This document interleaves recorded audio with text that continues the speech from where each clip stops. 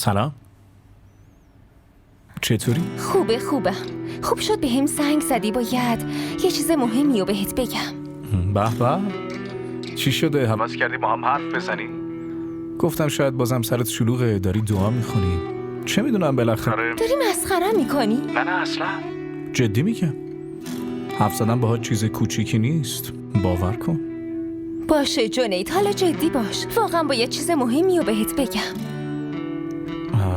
من کاملا جدیم. چی شده؟ حرف بزن. جنید، الان از یه مشکل بزرگ نجات پیدا کردم. چی شده؟ چیزی نشده، ولی اگه بشه واقعا خیلی بد میشه. خب چی شده که اینقدر ناراحتی و داری منو میترسونی؟ بگو دیگه. امروز داشتم با بابام تلویزیون میدیدم. یه دفعه کنسرت دیروزتو پخش کرد. اگه میدید اون وقت چی؟ داری میخندی؟ خب چی کار باید بکنم؟ اینی که گفتی الان مشکلش چیه؟ باید نگران باشم دیگه. اگه تو تلویزیون ببینتت اون وقت چی؟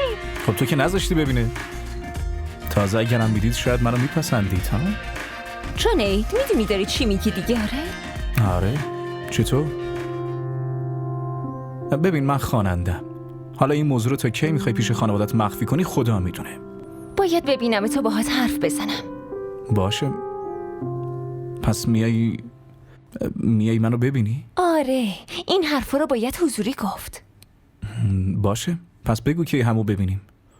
فردا امتحان امفیل دارم. برات آدرس رو میفرستم، لطفاً بیا همونجا. حتما میام. باشه. فعلا برم، باید درس بخونم. زویا، با این همه درس خوندن میخوای چی کار کنی؟ آخرش که باید ازدواج کنی نه؟ جنید، چرا مثل این پیرزنا حرف میزنی؟ بعدش هم تو این خونه فقط درسی که میتونم آزادانه بخونم.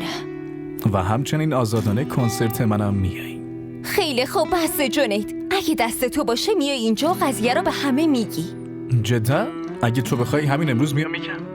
نه لازم نکرده. خیلی خوب دیگه، برو، درس دارم.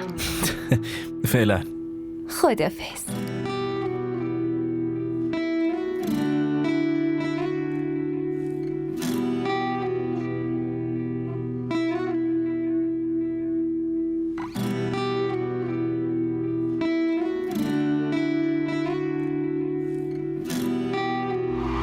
कि तुम ही याद हो गए